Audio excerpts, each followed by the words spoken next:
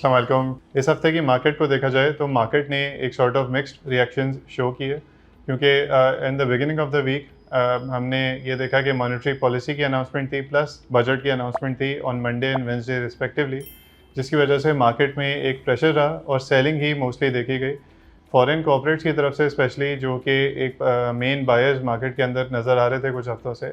उन्होंने भी एक सेलिंग की तरफ रुझान रखा, इवन दो बहुत ज़्यादा सिग्निफिकेंट नहीं थी बट उनकी तरफ से भी सेलिंग आ रही थी। एंड इसे यही शो कर रहा था कि बेसिकली मार्केट की एक जो पोजीशन है वो एक अनसर्टेन बनी हुई है। And once these decisions are made given के मॉनेटरी पॉलिसी एंड बजट, उसके बाद ही मार्केट के अंदर कुछ पोजीशंस वगैरह ली जाएं। इसके अलावा मार्केट में हमने ये भी देखा कि Thursday and Friday specially market के लिए काफ़ी पॉजिटिव डेज रहे।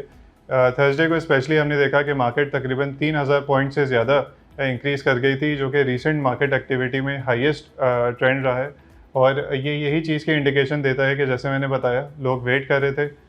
मॉनेटरी पॉलिसी भी एक favourable I, in line with expectations I. इसके अलावा जो बजट की अनाउंसमेंट हुई वो भी in line with expectations I, plus IMF ने भी इसके ऊपर एक अग्रीमेंट अपनी शो की है, जिसकी वजह से मार्केट में एक अच्छा बाइंग ट्रेंड हमें देखने को मिला था। ओवरऑल मार्केट का रुझान देखा जाए तो गोइंग फॉरवर्ड भी पॉजिटिव ही लग रहा है, गिवन दैट कि मार्केट में एज सच कोई अपेरेंट नेगेटिव ट्रिगर्स प्रेजेंट नहीं है। न्यूज़ साइड पे आ जाते हैं तो न्यूज़ में फर्स्ट ऑफ ऑल जैसे मैंने डिस्कस किया कि मॉनेटरी पॉलिसी की अनाउंसमेंट थी ऑन मंडे, जिसमें ये अनाउंस किया गया, जो सबसे बड़ी खबर रही फॉर द वीक, कि 1.5% तक जो है वो इंटरेस्ट रेट रिड्यूस किया गया, जिसकी वजह से जो सिक्लिकल सेक्टर है स्पेशली, जिसमें सीमेंट, स्टील्स, ऑटोज़ आ जाते हैं and to some extent refineries भी आ जाती हैं बिकॉज वो ऑयल वगैरह इंपोर्ट कर रही होती हैं, तो उनके लिए फ़ायदे की चीज़ है एंड उनके अंदर एक पॉजिटिव मोमेंटम एक्सपेक्ट किया गया था और वही चीज़ हमने मार्केट में भी देखी। इसके अलावा हमने रेमिटेंसेस के नंबर देखे for the month of May, जो कि हाईएस्ट रहे थे, $3.24 बिलियन तक रिकॉर्ड किया गया और इंक्रीज़ इसकी 54.2% से हुई।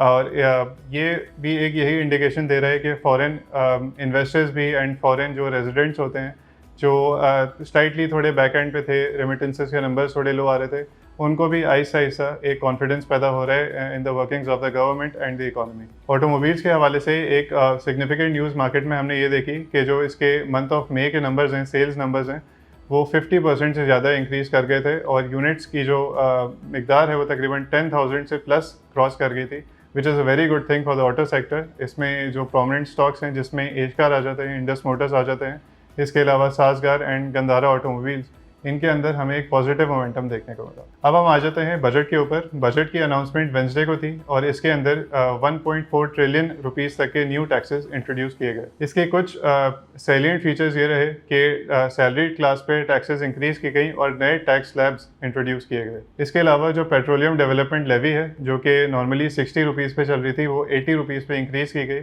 बट ये जो कंज्यूमर प्राइसेस है, इसके ऊपर डायरेक्टली रिफ्लेक्ट नहीं करेगा या पास ऑन नहीं करेगा। रीज़न भी कि ये चीज़ ऑफसेट हो रही है from the international oil prices जो स्टेडीली डिक्लाइन कर रहे हैं।